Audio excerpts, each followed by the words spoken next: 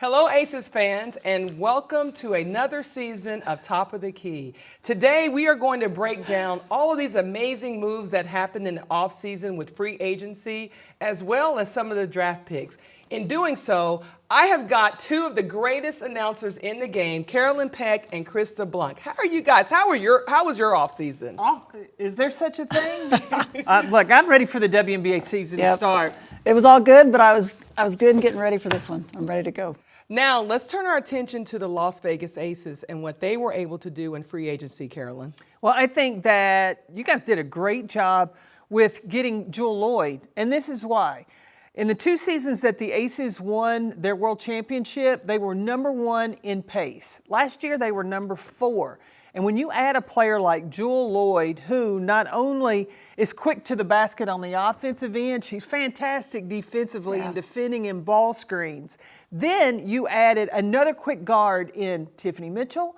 You added Dana Evans. And I think that helps to really speed up and also improve the defense of the Las Vegas Aces. Yeah, those additions, those extra additions, I think because of the players that were lost, you pick up a Dana Evans and a Tiffany Mitchell, and they are going to get you downhill. They are going to push the pace. But then you also have Cheyenne Parker-Tyus, and I think that a big piece that the Aces needed, that was some backup. That was some depth in the post for Asia. She needed a breather, and she's going to be a good one. Well, when you look at Becky Hammond's system, one of the things that she loves to do is shoot the 3 ball. And in the draft, we were able to draft Aaliyah Nye. Her ability to knock down the 3 is going to open up the floor, give us a little bit more space, obviously give you dribble drive lanes. But let's talk about the drafting of Aaliyah Nye. Aaliyah Nye, I had the opportunity to cover her when she played in the SEC at Alabama for the last 3 seasons, and she's a sniper from the 3-point line. You talk about drafting Aaliyah Nye, y'all stole Aaliyah Nye. And you saw what she did in the first preseason game against Dallas. 5 of 8 from the 3-point line. Now, the Aces were 14 of 32. 5 of those came from your rookie. Yeah, and immediately stepped in and looked like a veteran player to an extent. She was so confident. I think her confidence just jumped out at me. I was really impressed at her, ready to go. Not only was she confident, her teammates were looking for the rookie. Anytime the ball came out, it was swing, swing. Where is Aaliyah? Because they wanted her to be taking the shot. Well, there's a lot of attention now, obviously, around Indiana Fever and what they were able to do in the free agency to help build a contender. And so when you look at their free agents and who they were able to bring in, let's dive into those players who are going to help Caitlin Clark and Aaliyah Boston. Well, with Indiana, I think you have to start at the top. Also, they changed their coaching staff, and they have Stephanie White running the show, former player, former coach there.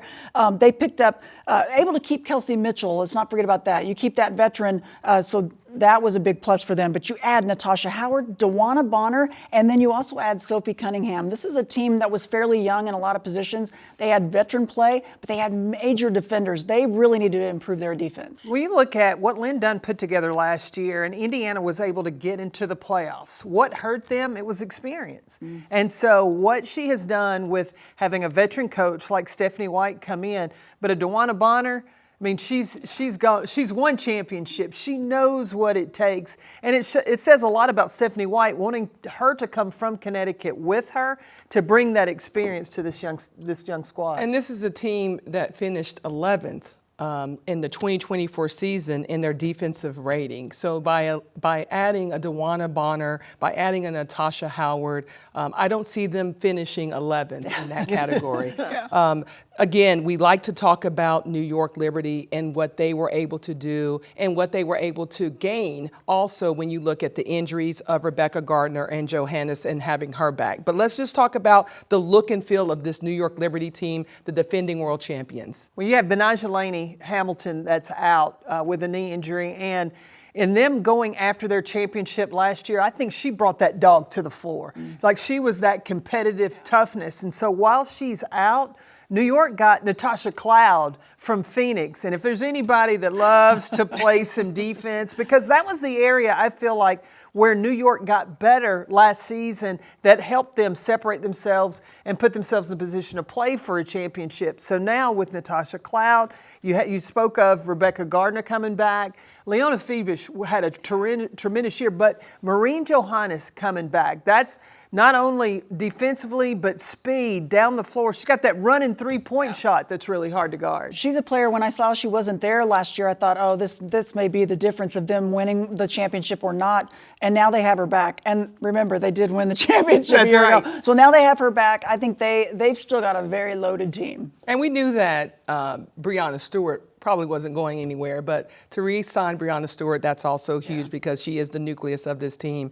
Atlanta Dream, you know, we talked a little bit about them earlier and what they were able to do. They've obviously added some pieces to help with the roster that they had. In particular, let's focus on the post game, because you got Jordan Canada back, you got Alicia Gray, you got Ryan Howard, but the post game of this Atlanta Dream team is pretty impressive. It sure is. They have options, no doubt. And they have a change at the top as well. Carl Smesko is now their head coach, and he's taken over and bringing and implementing his style of play. It'll be interesting to see what he does with that post play, because you know they've got the guards, they have the shooters. How will they incorporate a Brittany Griner?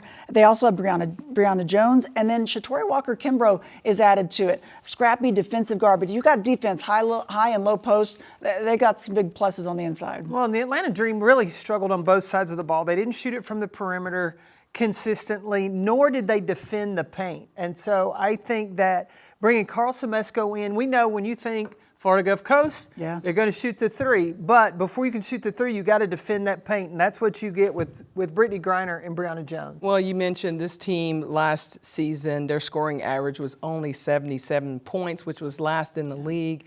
The play style of this Atlanta team, we talked about the three ball a little bit, but in the draft, they were able to get a very, very good three-point shooter in Tahina Paopao. Well, Tahina Paopao, just think about this. Tahina Paopao 2 years ago led the nation in the NCAA in three-point field goal percentage. So when you have that option, that threat from the perimeter, that opens up the lane for Ryan Howard and Alicia Gray to drive to the basket, Jordan Canada, so that they can get into the paint and then spray the ball out. So I think they're going to have a very fun system to watch. Yeah. Let's talk about the teams to watch. I mean, obviously, there's a lot of teams that made some great offseason moves. But, Carolyn, let's start with Chicago. Let's start with Tyler Marsh, new head coach with Chicago, and Angel Reese and company. Well, Tyler Marsh, who, is going to look, I think, very similar to the Aces because he came from coaching under Becky Hammond. But one of the biggest things that they did is they brought in a veteran point guard. They brought Courtney Vandersloot back to Chicago. So when you have a rookie coming in like a Haley Van Lith, you want her to learn from one of the best point guards that have played in the W. And I'm very interested to see.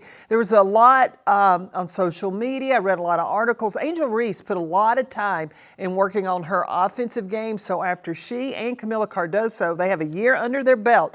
That post game is going to really be something to deal with in the W. Yeah, it is. I think that Tyler Marsh has set himself up pretty well. I think they made some good moves, and it's going to be interesting to see Haley Van Lith as a pro. What can she do? But I'm with you. It's a plus to have Vandersloot there because, to have her to be able to play behind her, that's going to help her a lot.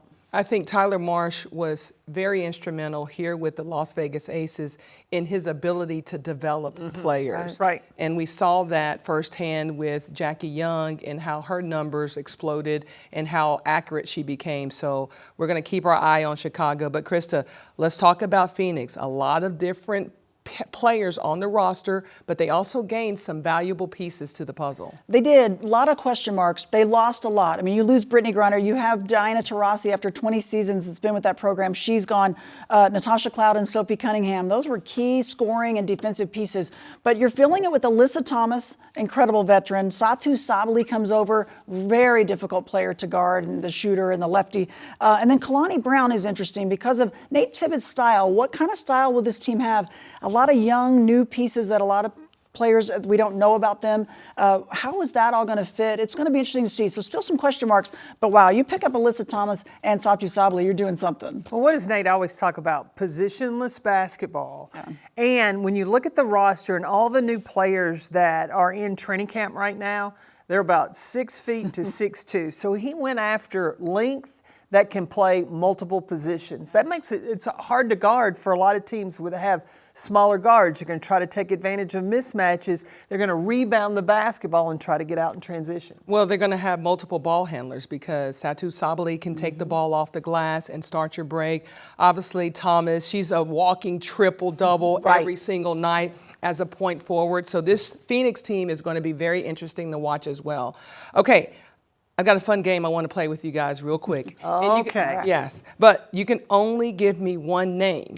I don't want you to give me a dissertation on everybody, okay? Just one name. Got that, Carolyn? There's so many limits. Hey, we got to limit you sometimes. Okay. I'm ready. All right, Carolyn, I'm going to start with you. Best offseason pickup or draft pick? Go. Jewel Lloyd. Krista, go. Lloyd. Well, I will say Jewel Lloyd as well. Toughest player to guard? Carolyn. Alyssa Thomas. Asia Wilson. Nikki Fargas. Oh, my bad. I'm not playing. All right. Let's talk about which player are you most excited to see play this year? Oh, the point guard, Chelsea Gray. Dominic Malonga, rookie to Seattle.